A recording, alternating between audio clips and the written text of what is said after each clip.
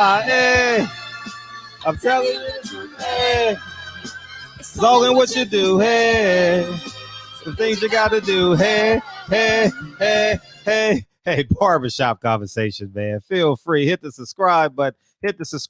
Don't forget, we go live every night, 9 p.m. Pacific Standard Time. And we go 9 p.m. Pacific time. And don't forget, join the Patreon and feel free to support me on Instagram. All the links are in the description box. Man, let's jump into this shit.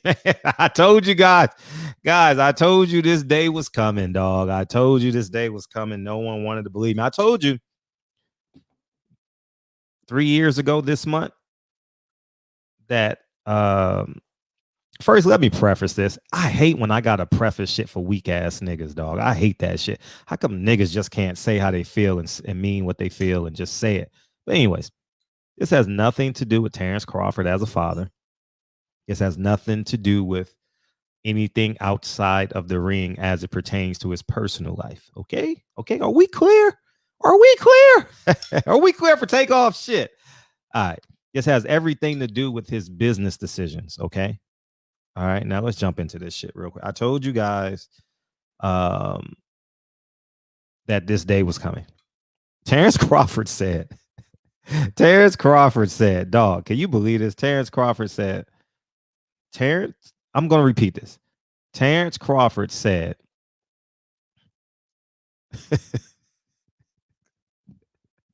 the PBC welterweights would have problems with Jeff Horn. And Green Machine. dog, no disrespect. No disrespect. I'm just going to think of just comparable opponents, dog. Like comparable opponents. Shall we be for real? Green Machine is probably equivalent to Brandon Rios. Danny Garcia beat him. Green Machine is equivalent to Kell Brook. Like Errol Spence already demolished Hill. You know what I mean? And it would be a much easier fight. He's a very square fighter. You know, he's not going anywhere. As Floyd Mayweather say, no special effects. You know, but I'm fuck it, man. It's no need for me to get into comparison. I'm just gonna tell you this, Earl. Terrence, we need more people. We don't believe you. We need more people. Let me hear it one time. Team Crawford, Bud Crawford, listen to this shit. We don't believe you. We need more people. No one believes you, dog. And this is an act of, shall we say it, desperation. You understand what I'm saying? I told him he made some terrible business decisions. And the reason why I know he made some terrible business decisions is because we don't believe you. You need more people. Is because 3 years ago, I was privy to a lot of information. And he, unbeknownst to him, he had someone at PBC trying to get him over to, or trying to create a landscape so it can be advantageous for him to come to PBC. And it didn't work out, obviously. However, I knew the roadmap for Terence Crawford on PBC. Remember, I told you a year. Give me credit now. Give me credit. I told you a year before Mikey Garcia, Earl Spence, that Mikey Garcia, Earl Spence is going to be at Cowboy Stadium. I told you that shit a year before. I told you guys that shit in the first week of June of last year or 2 years ago, whenever it happened. Y'all remember that shit? Go back and check the video catalog. I remember I said it at my Tesla station, at the charging station. I remember vividly. All right. And I knew what the game plan was to move Terence Crawford on the PBC side. And I also knew that if he didn't sign with PBC, he's not gonna get the opponents. He's gonna become angry and he's gonna become bitter. This is stage one of internal bitterness coming out of Terence Crawford by saying the Green Machine would give anyone problems on the PBC side. You know what I mean? I'm just gonna talk about the champions on the PBC side. Manny Pacquiao you know what I mean, mollywops Green Machine, you know what I mean? And definitely Errol Spence just gets rid of him, you know what I mean?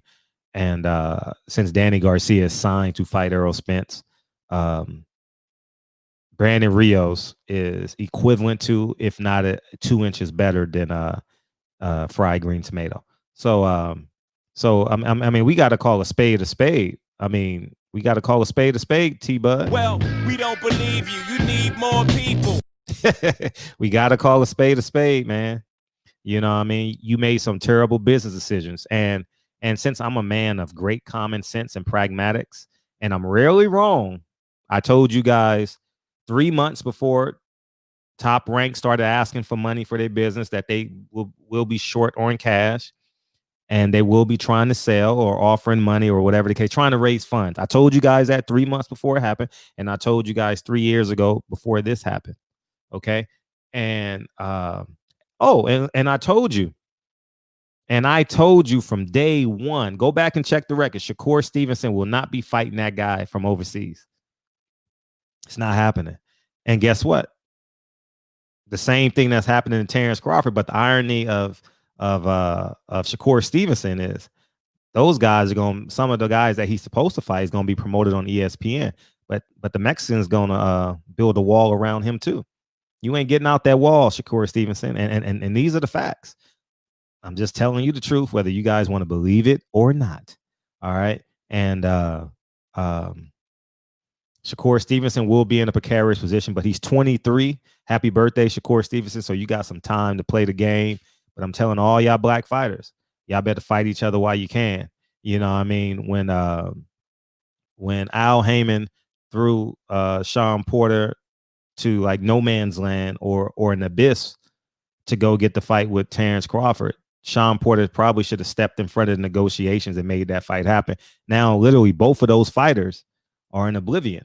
You know, no one really cares to fight to fight Sean Porter because he already fought everyone at the welterweight division. So no one is lining up to buy those tickets, not unless he fight a Ennis, Jaron Ennis, or Virgil Ortiz, because those would be great opponents for them. And maybe Sean Porter would be a favorite against both of those opponents, but no one's lining up to see him fight Keith Thurman.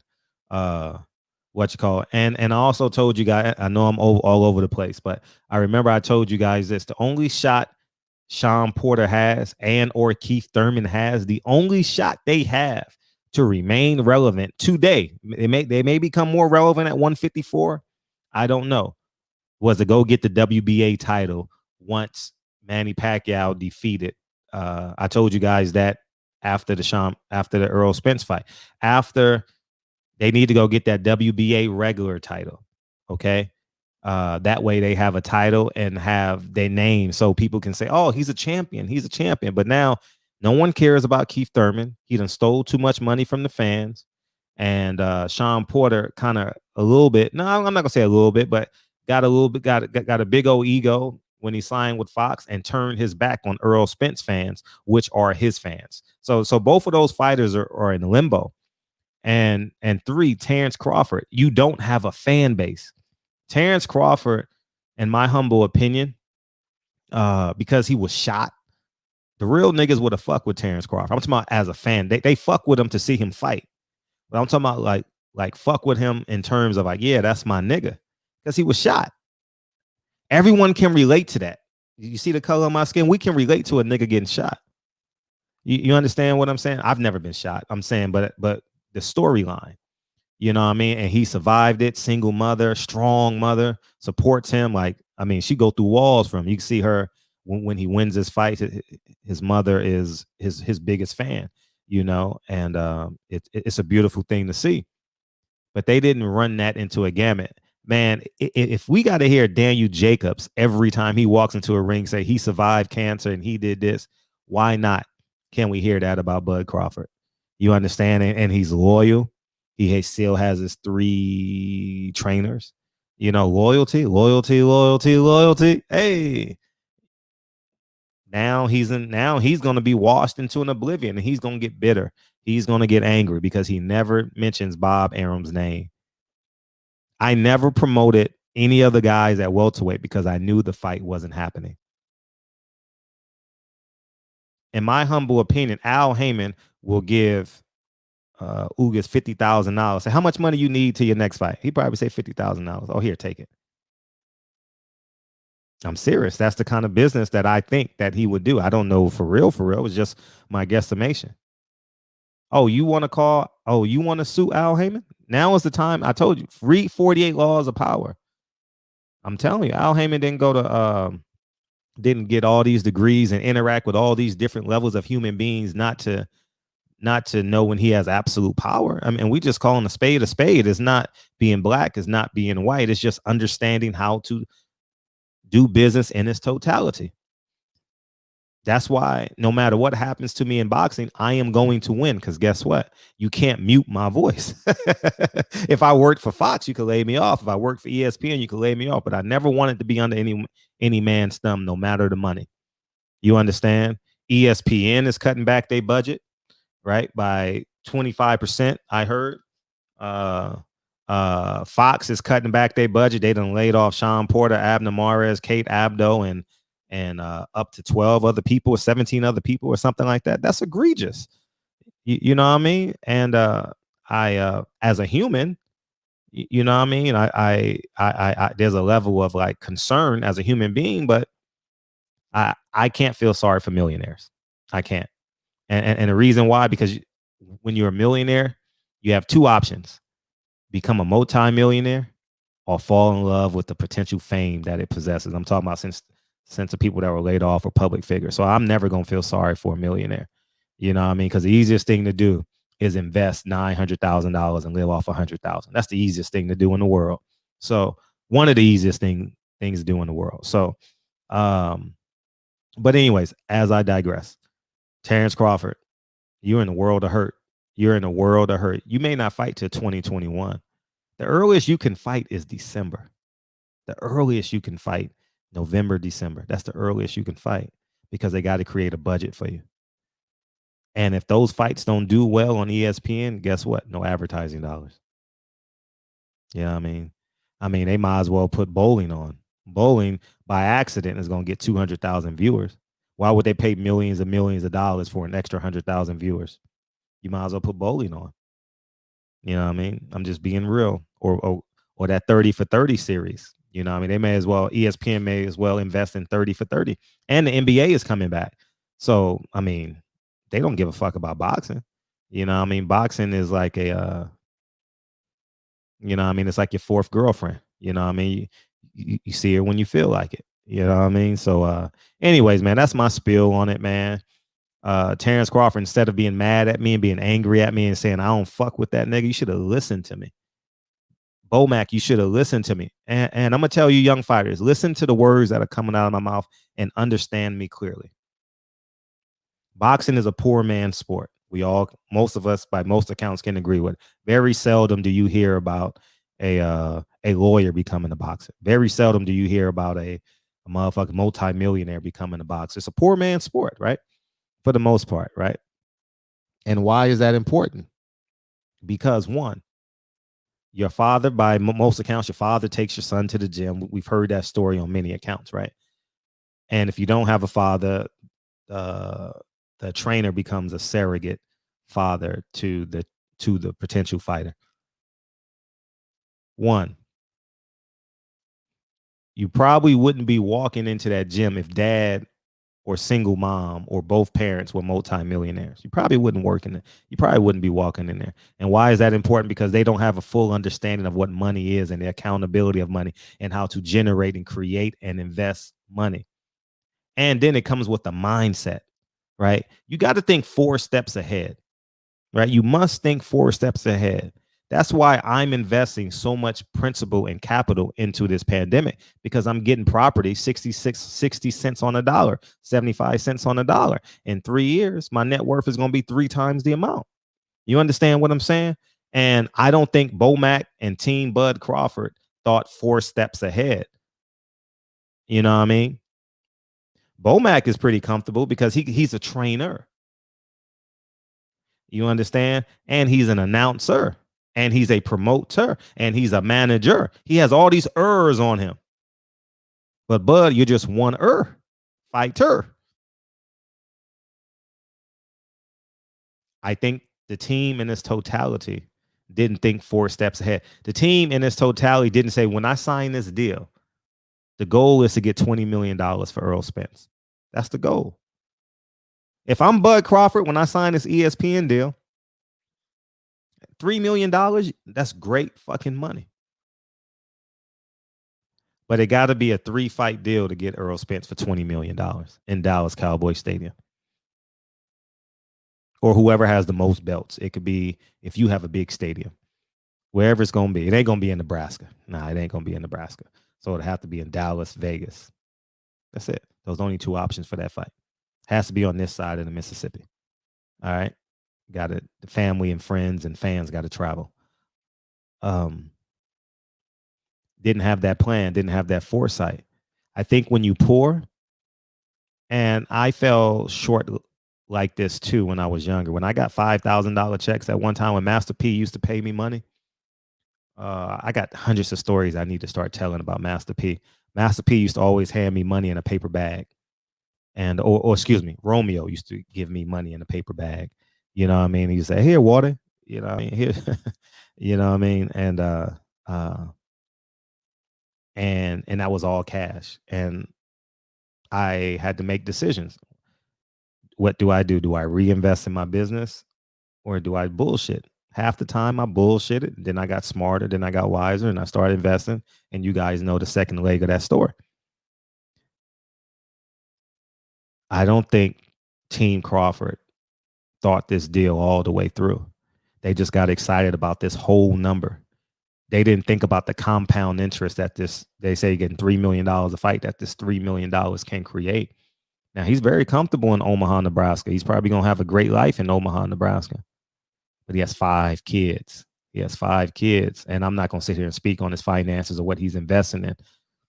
But I made sure that my kids, when they graduate from high school, they're both going to be shit at the way this market is going to grow with the football team coming. My kids are probably worth $2 million each. You understand what I'm saying? And I'm being open, as honest as I can be with you guys. Okay. I'm talking about in value, not in cash, but I'm going to hand them keys to an apartment building and they're going to get that $10,000 or $15,000 a month. And they're going to have the equity because it's going to be paid off. By the time they're 18, the building will be paid off and I'm going to hand them the keys and they can do what they like. You know what I mean? Bud has to do that 5 times over. In Omaha, Nebraska, that's kind of challenging to create millions of dollars off of property if you don't have multiples and multiples and multiples. But it can be done with $3 million. And I hope to God that he's done that. And hopefully he takes my advice on that or just be inspired that he already has this advice. But, and I know I'm talking to Bud, but you guys need to hear what I'm saying as well. Okay. This is real spill. I was a nigga. I had jewelry. I was hanging out with all the NBA players. I had jewelry. I had the Gucci belt. I had the Gucci shoes. You know what I mean? I had all that shit every summer. Every summer. They'll tell you I hung out with all the NBA players in Vegas, wherever, NBA Summer League, Drew League. I did it all. You know what I mean? And at the end of the summer, many summers, I had nothing to show for it but memories. No assets. You know what I mean? And hopefully some fighter gets what I'm saying and can apply it to discipline. Like young fighters, if you're getting $15,000 a fight, drive Uber, invest that $15,000. Because if you're making $15,000 a fight, how are you going to get that lump sum cash in one time? And if you join my Patreon, I'll tell you how to get it tax free. So young fighters, join my Patreon and I'll tell you how to. If you get $15,000 cash, I'll show you how to save all $15,000 of it. All right. And so it's just what it's just what I believe. So anyways, man, Terrence, I wish you had to listen to me. Now you're really in the pick. If Ugas didn't take the fight, the only person that has a chance at taking the fight is Sean Porter. Because in my humble opinion, Al Heyman really doesn't care what Sean Porter does from this point moving forward as a fighter. I'm sure he cares about him as a human being, you know, and just him, the character of what I heard about Al Heyman. He cares about him, but in terms of business, you make no money. It's no money. He's gonna have to go to Steven Espinoza and maybe Showtime and put on the show for Jaron Ennis, or maybe go over to Golden Boy and fight Virgil Ortiz. But no one wants to see Sean Porter versus Danny Garcia again. It's not even a lukewarm fight. It's a barely warm fight. Ugas, Sean Porter, you know what I mean? On a slow Saturday night, you know, right before Christmas, maybe. You know what I mean? We have no expectations. You know what I mean? But they're in a precarious position. And the only way they're gonna have to make money is if they generate it. So I think Terence Crawford, Sean Porter is gonna have to get it on, whether with fans or without fans, and they're gonna have to put themselves in position, because whoever wins that fight is gonna be hot. Whoever loses that fight ain't gonna be shit. All right, relatively speaking, okay. But anyways, 22 minutes is long enough. We going live in 90 minutes, 9 o'clock Pacific Standard Time. Click the links in the description box. And I'll talk to you guys soon. So anyways, man, barbershop conversations. Feel free to hit the subscribe button. I told you, what I tell you guys the first week of quarantine, it's going to be a lot of fighters begging. It's going to be a lot of slow singing, the flower bringing once them quarantine alarms start ringing. Peace, y'all.